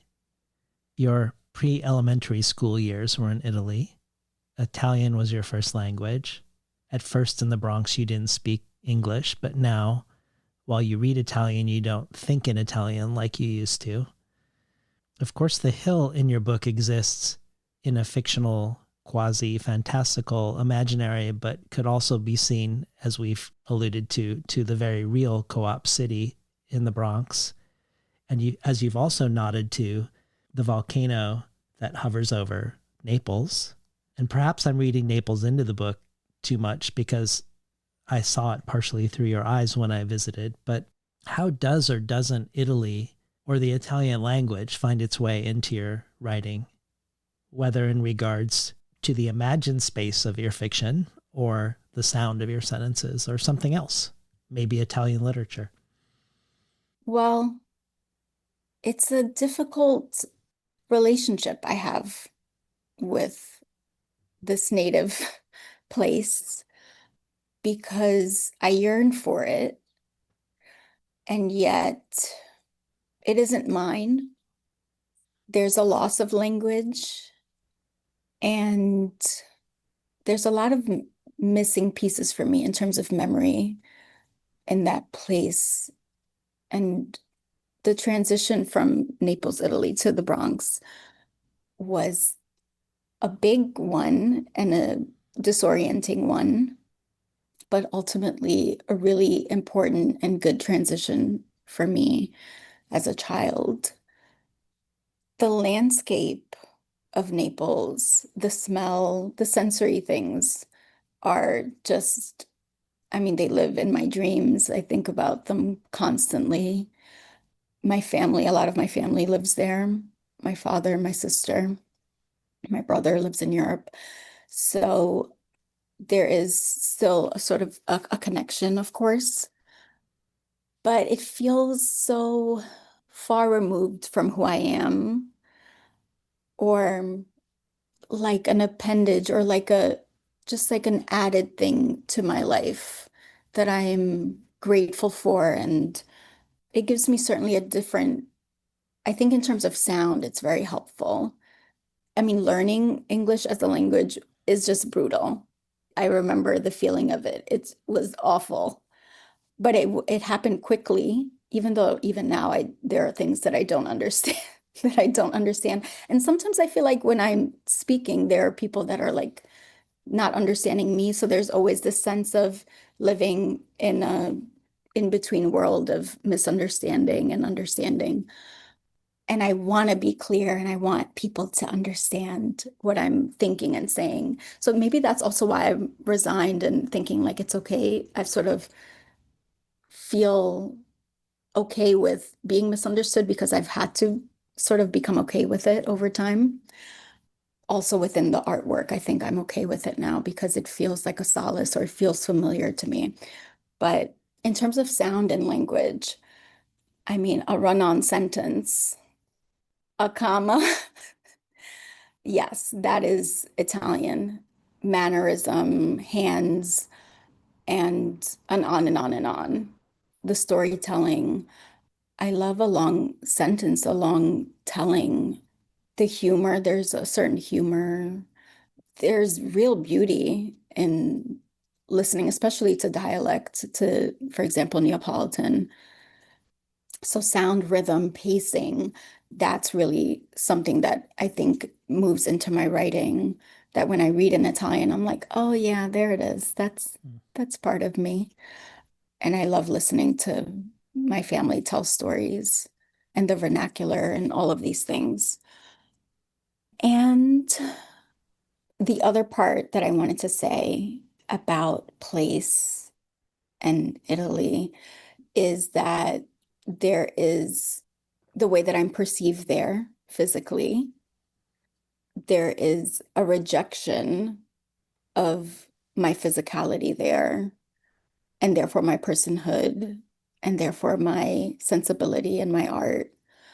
So that is the part that I'm contending with as I think about home and place and belonging, and origin points. I think about the boats that are always attempting to come in from the south into Italy from these countries and all the drownings. And so it just feels like, as of right now, it doesn't belong to me in any way. You mentioned Antonioni. There are so many things that I'm attracted to. La Ventura is wonderful. La Notte, the second film in his trilogy. And then I tried to watch the third in Antonioni's trilogy recently, like last year, the year before. And there is blackface. And so I'm like, I'm in love with him. And then, you're confronted with blackface, and therefore I have to also release him and unlove him. So there's always that contention with Italian work art, and talk about lateness. They're always behind with everything, culture, politics, art, everything feels just like a step behind, even though I do have a deep still love, and it feels very complex. Well, I can't imagine being an author with a coming out party for a book quite like yours, which is like a truly global event happening around the world and all these amazing publishers. And I can't imagine, because of that, that in the whirlwind of that public facing life, that you're doing a ton of writing. But I wondered if you had a sense of what your next project is, or if you're working on a next project. What has been so wonderful and so freeing, I think in school, I would think a lot, or there were conversations around reinvention and new ideas. And I think most, if not all, of my work and my books will be circling the same ideas, preoccupations, the body, grief, Black culture, proximity, public domestic spaces. All of these things are always things that I'm thinking about and preoccupied with. So it's wonderful to release that fear and to say, even if I'm writing toward the same book or the same ideas over and over, there is a real freedom in that, and a real, of course, I love writers that are doing different things all the time.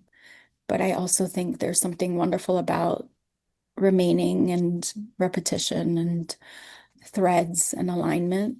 So, with that said, I am thinking about the next work, conceptualizing thinking, which to me is writing, about a work that is thinking about movement and choreography, dance, illness, chronic illness, and yeah, and loss and grief, and recreating a record of existence, piecing things together, motherhood. Yeah, always these things that are in all the work, but maybe moving through deep research, maybe fiction and nonfiction, hybridity in that way, which I think I'm always also doing. But yes, Yeah. so I think that's the next work. Well, thank you, Giada. It was such a pleasure to celebrate all these other people's works through your work, and to celebrate your work. It was really great spending the couple hours together today. Oh, such a deep pleasure. And as you mentioned in the beginning, I did show up for Dionne Brand for that live event, and Adania Shibli, who Minor Detail I love. And for you, as a fan of yours, of your voice, and of your deep, deep knowing, research, understanding, excavation, there is something truly incredible about this work, this archive that you've created. And I feel so thrilled and humbled and happy that I can be part of this project. Yeah, I'm obsessed with you. Sorry. I'm so moved. Thank you, Giada. It's a real honor for me too. We've been talking today to Giada Scodellaro about her latest book, Ruined Child, out from New Directions, Fitzcarraldo editions in Giramondo in the US, the UK, and Australia. You've been listening to Between the Covers. I'm David Naiman, your host.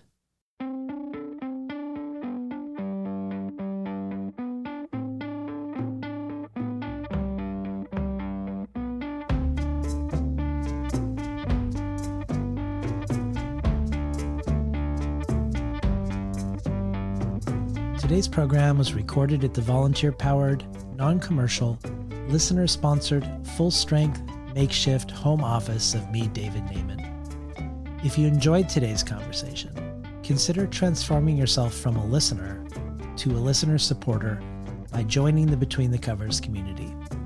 Every supporter can join our brainstorm of future guests, and every listener supporter receives the supplementary resources with each and every conversation of things I discovered while preparing, things referenced during the conversation, and places to explore once you're done listening.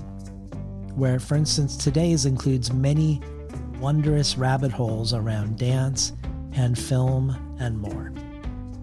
In addition, you can choose from a wide variety of other things, including the bonus audio archive with contributions from past guests, whether Giada herself reading Dionne Brand, Natalie Diaz reading Borges, Omar El Akkad reading Jory Graham, Dinesh Smith designing poetry writing prompts just for us, Marlon James's Craft Talk, and much more. Or perhaps you want to subscribe as a Milkweed early reader, receiving 12 books over the course of a year before they're available to the general public. You can check it all out, these options and much more, at patreon.com/betweenthecovers. Or if you prefer a one-time donation, you can do so by PayPal at milkweed.org/podcast support. Today's episode is brought to you in part by Conversations with Birds by Priyanka Kumar. This lively collection of essays traces acclaimed filmmaker and novelist Priyanka Kumar's love of birdwatching from her childhood in the Himalayas to the American West, from the mango-colored western tanager that rescues her from a bout of altitude sickness in Sequoia National Park, to ancient sandhill cranes and white-breasted nuthatches, birds become a portal to a more vivid, enchanted world, writes Kumar. At a time when climate change, habitat loss, and the reckless use of pesticides are causing widespread extinction of species, Kumar's reflections on the avian world are necessary and transformative. Named elegant and evocative by the New York Times, Conversations with Birds is out with Milkweed editions and available wherever books are sold. I'd like to thank the Milkweed team, particularly Claire Barnes and Craig Popolars, for everything they're doing to make this partnership a reality. And finally, I'd like to thank past Between the Covers guest, poet, musician, composer, performer, and much more, Alicia Jo Rabins, for making the intro and outro for the show. You can find out more about her work, her writing, her music, her film, her teaching at aliciajo.com, ALICIAJO.com.